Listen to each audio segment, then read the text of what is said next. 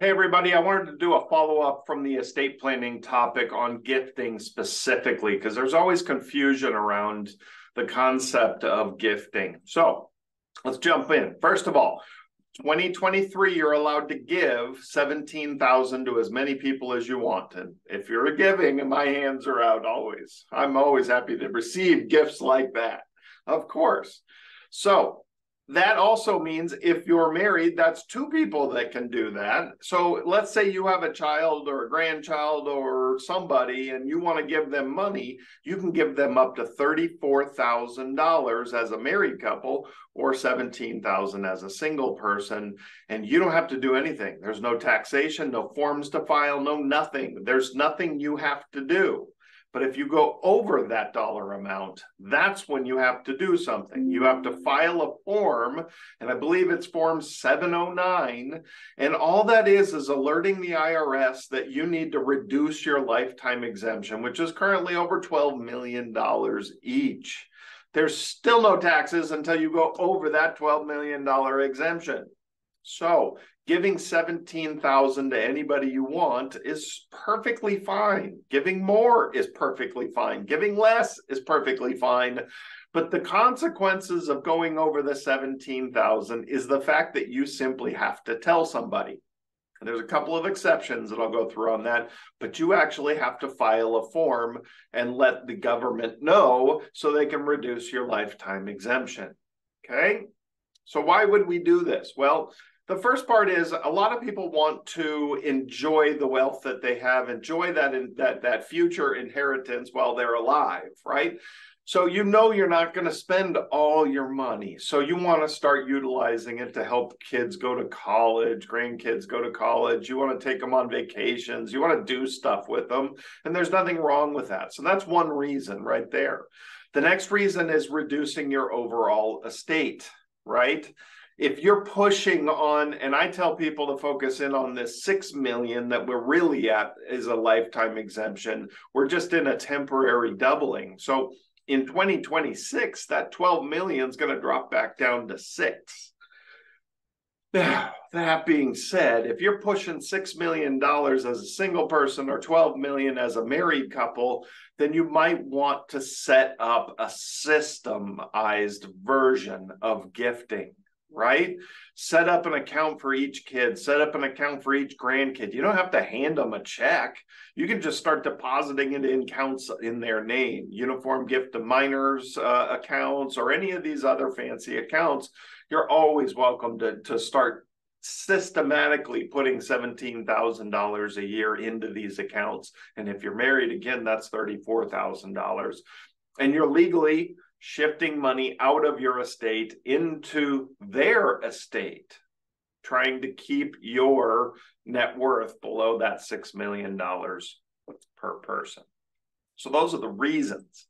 So a couple of exceptions to this 17,000. First of all, if you write a check to a medical institution or an educational institution, you do not have to report that no matter how big that check is. So if you want to pay for your child to go to USC, but maybe they didn't qualify to get into USC and you want to write a check to the dean personally, you're allowed to do that, right? And you don't have to report it. I think somebody did do that and they all got caught doing it.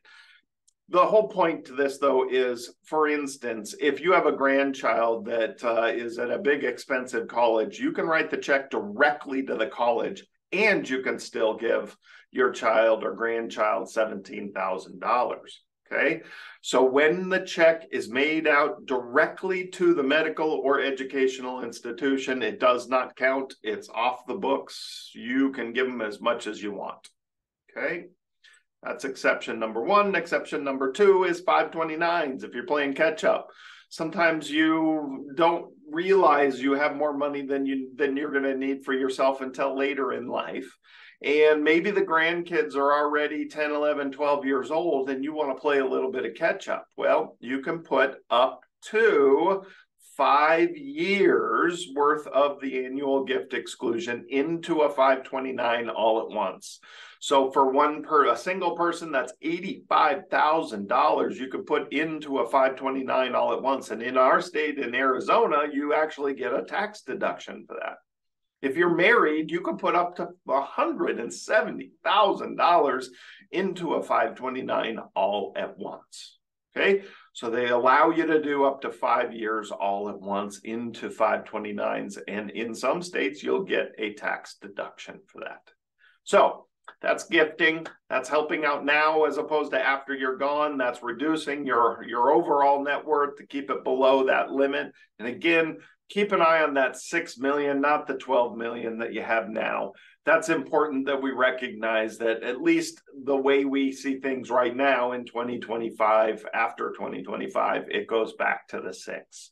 And we never know when we're going to pass. So if you have more money than you know what you're going to do with, more money than you're going to spend, you might as well start setting up those separate accounts and start gifting. All right, hopefully that helps demystify that whole gifting world. There's nothing wrong with gifting. My great aunt wrote a $700,000 check to my mother when she went into long-term care. There's reasons to do this because now my mom could pay for her care and take care of her, but also claim her as a dependent. So there's lots of things that go into these things, but there's reasons to gift in every different weird, strange situation. Gifting is okay. Our government has the forms, our taxation is in place, it's very clear, and working within the rules that we have, we want to make sure we're doing all the right things that we should be doing. So give us a call, shoot us an email if we can help out in any way. Always happy to help. Share, like the video, subscribe to the page, and comment below. Read the information section below. There's always links to fun stuff down there as well. Full class schedules and free reports and all that kind of wonderful stuff. Great to see you. See you next week.